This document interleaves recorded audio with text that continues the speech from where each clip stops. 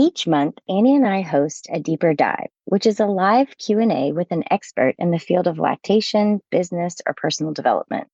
We hope you enjoy. Hey there, we are just letting people in.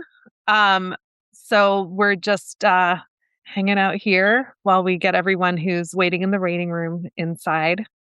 But we are very excited today. I'm Annie Frisbie. And Leah Jolly. And we are the co-hosts of the Lactation Business Coaching Podcast. And we are joined today by Rachel O'Brien, MA IBCLC. She is our guest to talk to us about educating families about bottles, because that is 100% within the scope of practice for the IBCLC. And despite what some might say, it is not against the WHO code to do so. So by way of introduction, Rachel is an IBCLC in Massachusetts, and you may be familiar with her from her popular blog. She has a journalism background, so those great blog posts that are so wonderful for educating families and other professionals are very well researched. And she is an IBCLC specializing in low supply, bottle refusal, and bottle feeding problems, working parents, and LGBTQ plus families. She loves to read books, take lactation courses, teach lactation courses, and fervently post in lactation Facebook groups. And her hobbies include reading, watching drag shows, and staring blankly off into the distance while she wonders what she's forgetting to do. Welcome, Rachel. Hey, everybody. Sound like my kind of girl. My goodness. Yep. That seems like so many things that are so familiar. Well, we are so excited to have you here, because I think I do try to be on some of the Facebook groups and see these questions come up all the time, and recognize how many misconceptions and misunderstanding we have around, as lactation consultants, what are we doing with the whole bottle situation? So, I mean, I think tackling the big questions first. Annie, do you want to get us started with that? Yeah. So I would love to just kick us off by having you just talk about, just tell us a little bit about yourself and how you got started as a lactation consultant. Sure.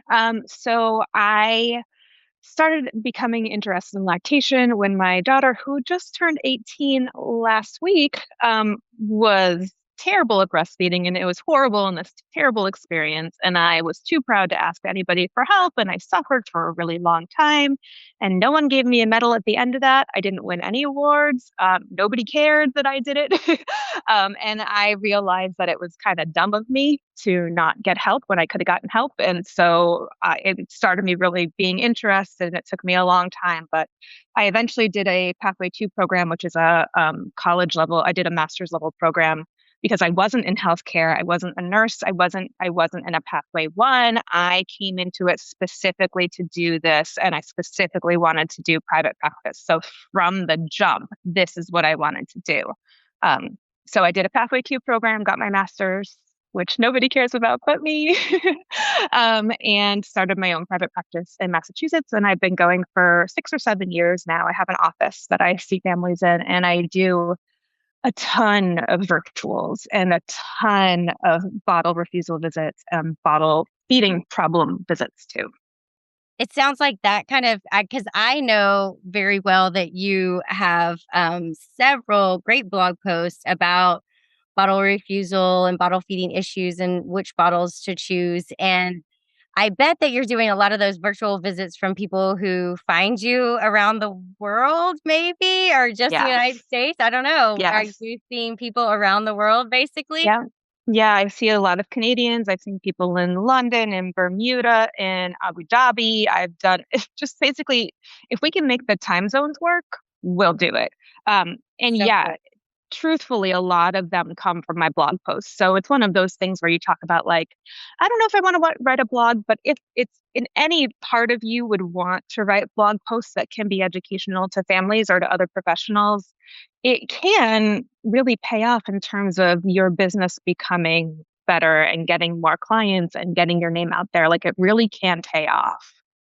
And I think it's so great now that we really have had this focus on really working in the virtual space. People are not resistant to that anymore. So I think that's like even better.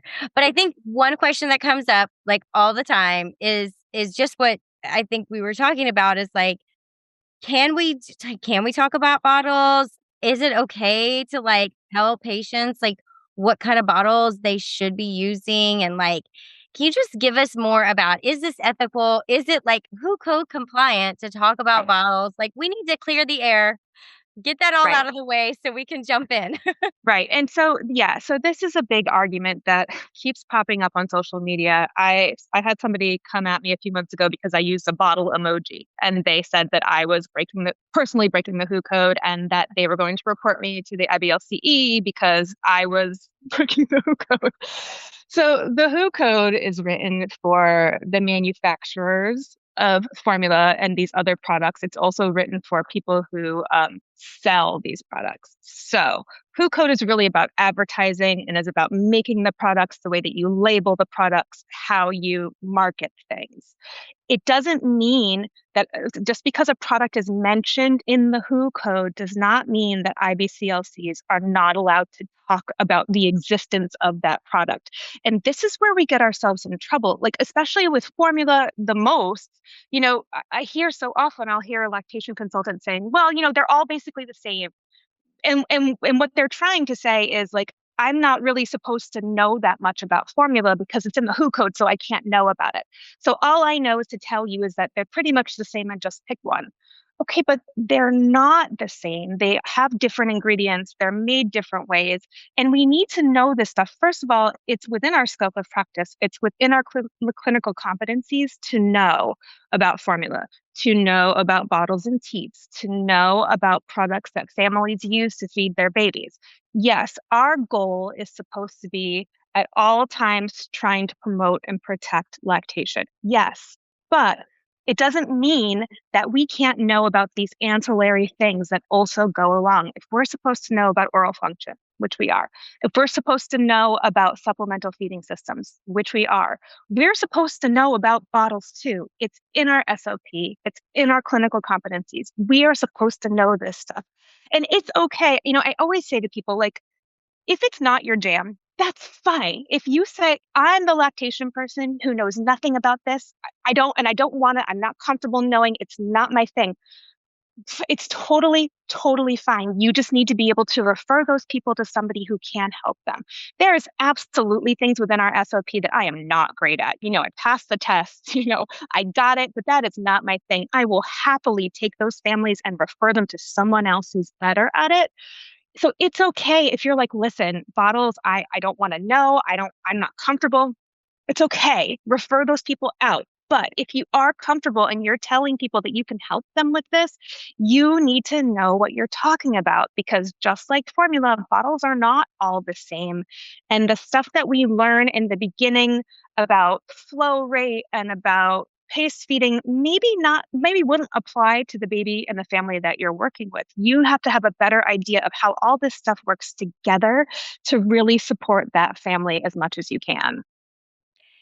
I love that you said that we really need to educate ourselves about this, but I think this is kind of where we run into a lot of issues as lactation consultants, because you don't see a lot of our courses like how to support families bottle feeding, how to, like having extensive education as part of what's out there in the world of learning that's available to us. So I think as people who are interested in this and want to be able to support families, what I'm finding is you really have to go seek out this information. It's not going to get thrown in front of you at all the, like kind of normal conferences. You're not going to get as deep a dive as you might need into the information. So tell us a little bit about, like, if you are somebody just kind of like, hey, I do want to support families that are dealing with this, but I don't even know really where to start. I didn't even know I was supposed to know about formula. So what? Yeah. Like, I think that sometimes the experience that, we might have, because it's not the focus of a lot of our training. So where would you direct somebody for education? Like, how do we get this information and knowledge? How can we be supportive? Yeah, I think that that's a great question. The place I started, there is a book that's written by a lactation consultant and a SLP, which is called, this is the second edition, and it's Balancing Breast and Bottle. This is a really good place to start. It's actually written for parents, but you will gain a lot of knowledge from this and it'll give you a really good base. I don't think that this is everything you need to know, but it gives you a place to start. If you enjoyed that snippet, the good news is that deeper dive was recorded. And by joining our membership community, you can have access to that deeper dive as well as our entire vault of deeper dives going back through 2020. You will also be automatically invited to our live monthly deeper dives, so you can ask the experts directly all the questions you want to know about that topic. We look forward to seeing you at our next deeper dive.